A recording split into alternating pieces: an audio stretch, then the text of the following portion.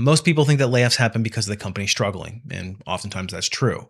But honestly, that's probably the least interesting reason, and it might not even be the most common one. The more uncomfortable truth is that layoffs are a deliberate business strategy, planned well in advance, executed with a level of precision that most employees never see coming. And unfortunately, I've been on the inside of some of these processes, and I've watched some of these layoff lists getting built. So I want to walk you through what exactly happens behind closed doors because understanding the mechanics is the only way to protect yourself from them. Hey everybody and welcome back to my channel. If you're new here, my name is Brian. I'm the founder of A Life After Layoff, a career strategist and a corporate recruiter.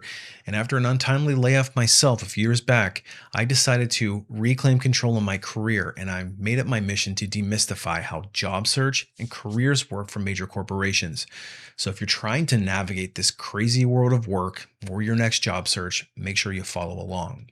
Now, before we talk about how the list gets built, let's talk about why the list gets built. Because the reasons matter more than most people realize. And actually, I covered this in a recent video about why companies post jobs while they're laying people off at the exact same time.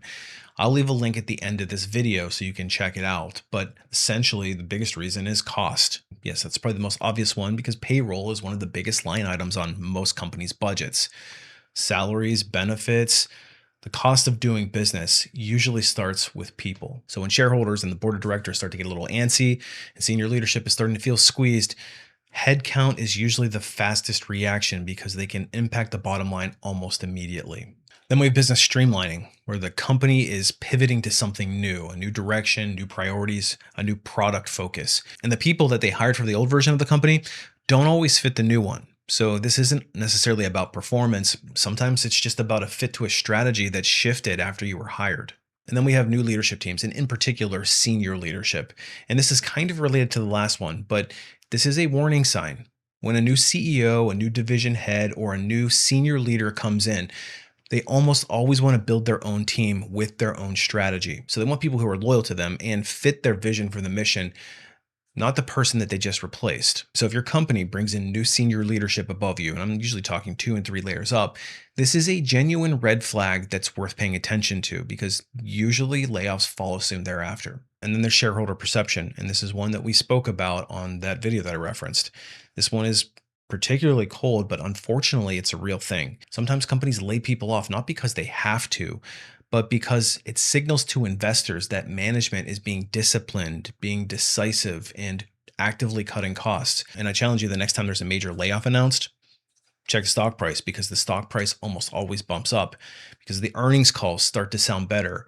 But unfortunately, real people have to lose their jobs so that the number goes up for the quarter. And that's really a messed up one. And then we have one that's becoming more and more popular these days, which is the funding of new initiatives. And this is really relevant right now because we're seeing a lot of companies announcing major headcount reductions specifically to fund AI investments. So they're replacing human capacity with technology and then using the savings to pay for more of it. So let's talk about how the layoff list actually gets built because most people imagine layoff decisions as a dramatic boardroom moment where executives debate individual names. It's actually not how it works.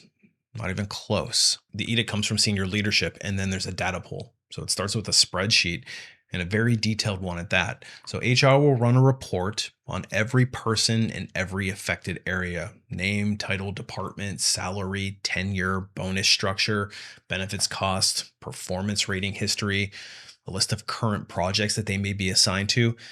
Everything that can be quantified gets quantified in a master spreadsheet. And then this document is what drives what happens next. So here's what's unsettling about it. At this stage, nobody is thinking about you specifically as a person. They're looking at a row on a spreadsheet, and your entire professional history is reduced to a couple of lines of data. Then those targets get firmed up, and it's usually a percentage of the total workforce. Sometimes it might be a dollar amount. We need to cut 15% of our headcount, or we need to remove $4 million worth of salary and benefits cost from this division. So the math is essentially what is driving the decision before any names get circled. And next is the assessment phase. And this is the one that you need to listen to really carefully because sometimes companies will bring in outside consultants or HR representatives or some unrelated senior leader who will then assess the scope of work across all teams. They may ask you to document what you do or set up individual meetings to have essentially an interview where you're telling them what projects you're working on, what skills you have, what your background is. They may even ask you to submit your resume and frame it as a career development conversation. But rest assured, it's not a career development conversation that's going to benefit you. When somebody from HR or an outside consultant starts asking you to explain your role, document your responsibilities, or share your resume internally, that is a very clear signal that they're sending. They're assessing whether your work is essential or whether it can be redistributed, and ultimately, whether you're a candidate who is potentially going to end up on a list. Now, I'm not saying be paranoid. I'm just saying be aware. Don't volunteer information that makes your role sound smaller than it really is. Don't downplay your workload, and don't mistake professional curiosity for a genuine investment in your future at that company. Next step is the performance and potential review. Your manager or your manager's manager is likely to be asked to assess their teams. So they're going to be pulling performance appraisals. They're going to flag anybody who's been on a performance improvement plan or anybody that has any documented issues. They'll then rank your department for performance and potential. So they'll do something that's often called a 9-box assessment. And if you haven't heard of this, basically what it is a grid of plots where employees are on two axes, performance on one side, potential on the other. And it puts every person in the department into one of 9 categories, ranging from high performer with high potential all the way down to low performer with low potential. Where you land on that grid has a direct impact on where your name gets circled. And as a leader of people, I have certainly been asked to do these myself for my team. Now, obviously, the people who are most protected are the ones who are in the upper right corner, the high performance and high potential folks. But the people who are at most risk are going to be, you guessed it, the people on the bottom left. But here's the nuance. You don't have to be a bad performer to end up on this list. And in fact, most of the layoffs that have been happening over the last few years have absolutely nothing to do with your individual performance. Sometimes it's about potential. Sometimes it's about perceived replaceability. Sometimes it's about need. And sometimes your manager just didn't advocate for you when it actually mattered. And then the next step is that the targets get set and the names start to get circled. So then senior leadership and HR sit down together. They have this spreadsheet, they have the 9-box results, they have all the performance appraisal data, they have cost targets, and they start working together to make the math make sense. So this is the meeting that most employees don't know even exists. And oftentimes your direct boss has no clue it's happening either. And by the time this happens, the outcome is already largely determined by the data that's fed into it. And if there is a chance for you to review any of the metrics or things that are being reported, you have to make sure that they're checked for accuracy, because I've seen people not be particular about this and have bad data go to decision makers who know nothing about you personally. And then the names get added to the preliminary list. And I want you to understand how clinical this process is. In most cases, the people who are making these decisions have never met you. They're looking at your row on a spreadsheet and making a call based on your salary, your rating, your tenure, and what your manager said about you in the calibration session. It's cold, it's calculated, and it's almost entirely devoid of emotion. Then we have the risk assessment. And before the list gets finalized, HR runs a legal review. They'll meet with their attorneys and go through any potential exposure that they have. They're looking for any protected classes, age discrimination being one of them. And if a disproportionate number of people are on the list that are over the age of 40 or some other protected class, that potentially creates a legal liability. So sometimes names will come off of that list and then other names will go on to replace them, specifically to balance out the demographics and reduce exposure. And the company's legal team gets involved at this stage precisely because they know what they're doing creates a lot of risk. That's why they have you sign the severance packages saying that you're not going to have any claim against the company. And the manager could be the last to know, or they could be on the list themselves. And here's something that surprises people every time I say it. Your direct manager is often not informed until very close to the end of the process. And sometimes not at all until the day it happens. The decisions get made above them. The names get selected without their input. And sometimes the manager finds out that they're also on the list at the exact same time their team does. And I know this because it happened to me. My entire department was eliminated. Every single one of my direct reports. I had no idea it was coming because I found out the same way they did. That's how compartmentalized these processes are. Don't assume your manager is protecting you. They may not have the information or the authority to do anything, even if they wanted to. And then there's the meeting or the email. Logistics get scheduled, calendars get blocked. Suddenly, you've got some random invite to attend a meeting with human resources and your senior leader. Or in more recent cases, as we've all seen, an email just shows up one day and catches you completely off guard. But either way, by the time you're in that room or reading that message, the decision has been made for weeks, possibly even months. And everything that's happened before that moment was the process. And that moment is just the notification. But how do we make sure that we're not ending up on this list? And I think that this is the part people actually need, because understanding how the process works is only useful if it changes what you do before it happens. Ultimately, visibility is protection. The people who are hardest to put on this list are the ones whose absence would be immediately and obviously felt. So if your work is visible, documented, tied to outcomes that the business actually cares about, removing you actually creates a pretty big problem. But if your work is invisible, removing you doesn't mean that much to them. It feels pretty easy. So make sure that your contributions are visible to the people above your direct manager.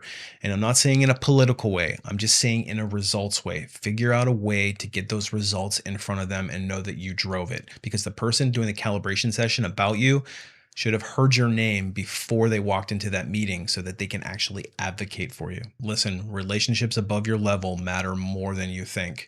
And I know I said this earlier, but sometimes the manager is the last person to know. And what that means is that your manager's ability to protect you is really limited if they're not in that room. But if somebody above them knows your value and your name, then those conversations behind closed doors change considerably. Now, this isn't about being a politician because I know people are going to react that way. It's about making sure that the people making these decisions about you have actual data points about you and not just a row on a spreadsheet. So if that senior leader, 2 and maybe even 3 layers up, has no clue who you are, you're in considerable risk. You know, those annual performance appraisals that you do every year, those are not just HR paperwork to keep them busy. Those annual reviews feed directly into the calibration process. So if you've been coasting on meets expectations, you're more vulnerable than somebody with a documented track record of exceeding them. It's not because the company values you any less as a person, but it's just another data point that says that you're more replaceable. And while this one may not be easy to figure out and be perfectly clear because your manager is probably not going to disclose this, but do your best to try to understand where you sit on the 9 box. You may not have access to your actual rating, but you can make an educated guess based on how your manager talks about you, to you, with you, whether you're given stretch assignments, whether you're included in high visibility projects, whether they've taken you under their wing. And if you're not getting these signals from your boss, you need to start asking the question directly: what would it take for me to be considered a high potential in this organization? That answer is going to tell you a lot about where you stand. And then you want to document everything and keep records of your accomplishments. And more importantly, make sure that the records that they have, those KPIs, those reports that you're sending in, the reports that are generated by somebody else in your department about you and your measurements, you have to make sure that they're accurate and up to date. Now, these aren't just for your resume, although they do come in handy there, but they're for the moment when somebody in the calibration session needs to argue for keeping you. So give your manager all the ammunition that they need to advocate on your behalf, because they can't really fight for you if they've got nothing in their hands to fight for you with. In fact, this is one of the things that we're addressing with our software, SOAR. We're building a system that helps you track all of your accomplishments, all of your metrics, so that you can pull it at moment's notice for times when you actually have to justify your experience and your existence at that company. And if you'd like to learn more about SOAR, I'll leave a pinned comment below that you can check out. Keep in mind that as I record this, we are just about to launch, so we have a waiting list that you can sign up for early access. And finally, the most important thing that I can tell you is if you sense that something is coming, don't quit your job. And I said this in the quiet firing video, and I'm going to say it again here. The only difference between you getting laid off and quitting is one comes with a severance package and the other one comes with nothing. You're still unemployed either way. If you quit your job, you're not even going to be able to collect unemployment. And you still have to explain that in interviews either way. But if the signs are there, get your resume updated. Don't wait for the other shoe to drop. And if you need help, again, check out SOAR. But you also want to start getting your networks warmed up and start exploring your options very quietly, subtly. But it's worth starting to put some feelers out there. Maybe apply to a few jobs. But again, let them make the first move. Make them put you on the list because if they do, you at least leave with something. And if they don't, you've kept your job. So the moral of the story is that layoffs aren't random. They're not always fair, but they are a process. And processes have at least some logic to them. And the more you understand how the list gets built, the better position you are to make sure your name isn't on it. And if it is, to know that you did everything you could to protect yourself. Now, if you found this video to be useful, make sure you check out my previous video on quiet firing. I just posted it a couple days ago, and I'll leave a link in the video description below because these two things often happen together. And understanding both of them gives you a full picture on how companies manage people out before the layoff even gets announced. Anyway, hopefully you found this video to be helpful. Hopefully you're not on any layoff list. I appreciate you watching. We'll see you on the next one.